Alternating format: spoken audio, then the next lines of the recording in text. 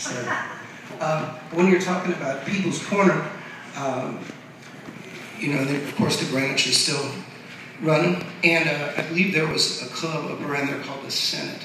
Had nothing to do with the place here downtown, but I remember hearing, this is back when I was playing at Corey's, and I guess maybe you could think of that as, it's west of People's Corner, but Corey's was a very popular jazz club. It's just called the Mad Frog now, and turned into the Cincinnati's Blues Church, and there was blues there 7 nights a week. And but this place, the Senate, I don't know if Dave, are you familiar with this place? I just remember hearing people talk about, they used to see H-Bomb Ferguson there in the 80s. And Big Ed, old musical partner. But do you know where this place was at, the Senate? No, but I was thankful that H-Bomb would perform in a key, and still had it. He had the figure for it. Still had the hair, the wig, the golden wig, or whatever, the red wig, but he had a bowl around his neck. And that microphone board, 60 feet long, to walk the bar with the bowl of his refrigerator.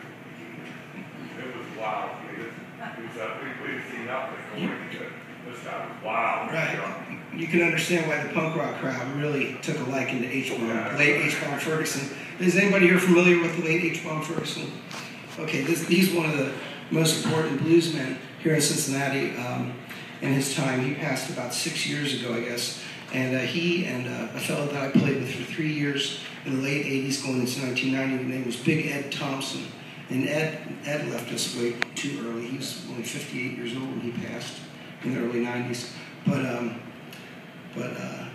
all really an active part of this music scene that that you're talking about, kind of this People's Corner area. And I wanted to ask one thing about H-Bomb. I can't remember who it was, but somebody had a conglomerate recording, New York recording sessions of some of the local guys, and H-Bomb was one of the guys on it. And it was like 47, Korean War, He sounded exactly the same on that New York recording at 32 years old or something, as he did later on later. That same Oh, yeah. Well, he sang a lot like an artist that used to record at King Records, Wynonie Harris. They had a very similar sound. But early H-Bomb recordings was an album called Life is Hard, that is all like jump blues with a horn section and everything. So, but talking about neighborhoods, if we're talking like the 70s, 80s, I moved back here in '79. I grew up here, and where'd you go? I went to Boston. So we both took off to Boston at the same time of our lives. But moved back. There was a real as a teenager, there was a real active thing on Calhoun Street. That was a big music center, and then I moved back. There was still music going on like Macmillan, and then Short Vine was the place. That's where everything was happening. I played in a original music rock and roll band in town called the Raisins, and Dave Brown had his group, the Warsaw Falcons, and we used to play. Short Vine was just tons of music bars, and just this past winter, the Blues Society put on an event called Winter Blues Fest, and they staged it down, right down the street here. There was several clubs hosted: the Drinkery, which is the old Jefferson Hall, and Below Zero, Japs, and then the place that's like a pizza place or something.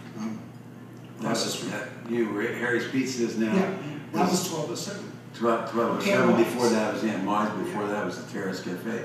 Yeah, but what I would say is that at that time you could walk to several different clubs and hear music. You could check out a group. You could walk to another club and hear another group if you want to. And this is not happening in Cincinnati now. I mean, it's like you said, the Gateway Quarter, which is very nice, but it's not based on music. And it's kind of lamenting the fact that Short Vine used to be so active, and then Main Street before all the civil unrest and 2001, which kind of put the put the neighborhood in a bad place. But yeah, that was a very active place too. A lot of us, a lot of musicians working on that street, and I don't know what. Well, I think the biggest difference right now, I don't want to get too carried away on right now, but so we'll talk more about that next week. But people just are moving around so much that they weren't still long enough to get something going, and plus things are a lot less expensive. You could kind of sneak into a place and get something going for a lot less money than you do nowadays, and that's why the Main Street is so, in that context, so important. Once again, that's really next week, but these places on People's Corner and in Coreyville, Short Line, things were moving around pretty much, and there was always a little bit of open space somewhere you could get it pretty cheap. And so if you're the proprietor opening a place up, you can get in cheaper, and if you're a musician, there are just more opportunities. And maybe we ought to talk about that, the scene on Coreyville up the Vine. I think that had to do with a similar scenario in that people were moving. The neighborhood was in the throes of change. The people who had settled there, the old Germans, some Italians, some Irish, were moving out to suburbs farther out, and there were folks from West End moving in because that was the most convenient place. One of that, not Auburn, said there were convenient places to move. You didn't have to go very far. The rents were reasonable. And that, plus in Short Line, you had the university, of course. So that was a real likely place for a scene to develop. The other thing is that it happened there from a planning perspective is that the city, in their infinite wisdom, decided to close off Vine Street, where you come up to the top of the hill at McMillan, Calhoun. You used to go right straight through on Vine Street, where now the University Shopping Plaza is. Remember that?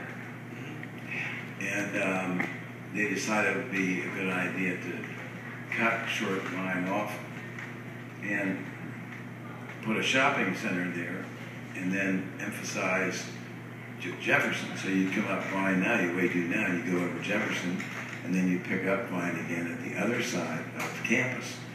Well, it used to go right straight through, and as long as it did, that was pretty much of a consistent neighborhood. When they shut it off, put University Shopping Plaza in there, they created this little enclave, which resulted in a significant scene change, and that's when this club scene started to develop there, which became kind of an end into itself and brought its own rewards. But there was quite a bit of confusion at that time. That would have been in the 60s. I'm not sure exactly what year, but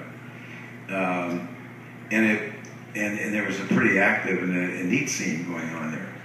But it ran its course, I think, to a great extent because Vine Street being cut off. Now it's being completely redefined again. But then you had Inner Circle, right?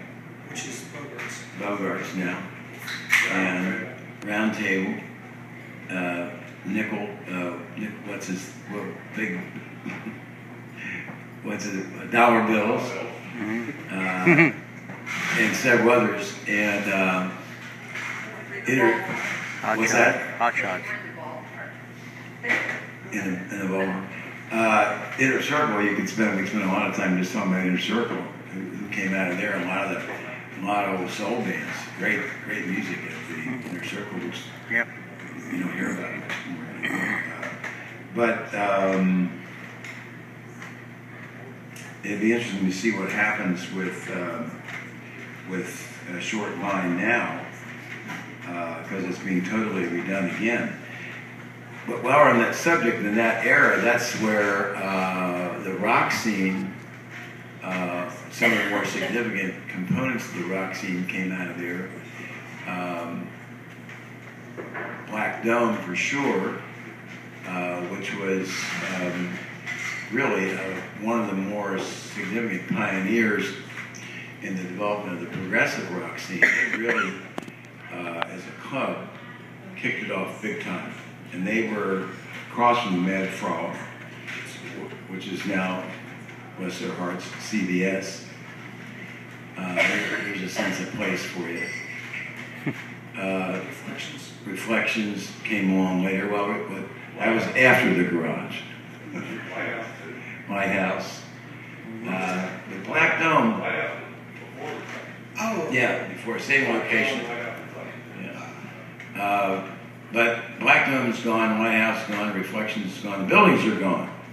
Renaissance, which occurred after the Garage, is gone, the building's gone.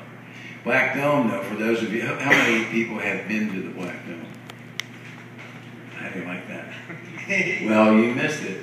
The Black Dome was it wasn't too much bigger than this. And they had John Mayall and Blues Breakers there, they had Taj Mahal, they had Procol Harum, and I'm going to tell a little secret now. I heard Procol Harum there. This is before the Ludlow Garage. And it was Repent Walpurgis, or Walpurgis, some of the Germans would say, was the inspiration for my calling my company Walpurgis Productions when I started the Ludlow Garage. And I couldn't tell the owners of the Black Dome that. John Horvath and Gene, what was Gene's last name? Can't remember. You know, remember Gene? You don't remember that? Those are the two guys. Yeah. Okay. I think they went to UC. I think that's how they got started with the Black Dome. You know, that whole scene was starting all over, and this was the local version, and they had an incredible vision of where the music was going, where it was coming from, how to get to it. And Joe Walsh started there. Well, let me ask you, what would have been different between, because Jim owned the Ludlow Garage, which was up on Ludlow, and from, what'd you say, from 60, when? Garage, well, I guess Black Dome was 67, Garage was 69. Okay, so I'm wondering, what was the difference? Because I was just a little too young to catch the Black Dome or the Ludlow Garage, but was there a difference? Could you see it? Because from my point of view, the music that was going on at the Black Dome, it's going on at Ludlow Garage. Also, you know, going on at Reflections, and that too was, you know, you had touring bands. You had some really big names coming through on a regular basis. I mean, even like Reflections, I remember I think the Allman Brothers played there, and Mahavishnu Orchestra played there. And it was like, it's pretty heavy people. What, you know, was typically just like a bar band kind of place, but there was really important acts at but the Dome and Ludlow Garage was pretty similar in this programming. Well, I mean, I think really the Dome kind of set the pace. That's where I got that. I was the director of the Hyde Park Teen Center around about that time, and that's where I started to get the music scene tickle, shall we say, and get ideas about getting involved in producing concerts and maybe doing a club. But the Dome, I think, was too small. The scene was growing, and to get groups of that caliber anymore, you had to have a bigger club, and that's one of the reasons why the Garage got started, because the Black Dome was faltering, and in fact, one of the owners of the Black Dome came to work for me, and It sat. It may have sat 300. I don't know. I mean, maybe hanging off the ceiling, it might have been 350 or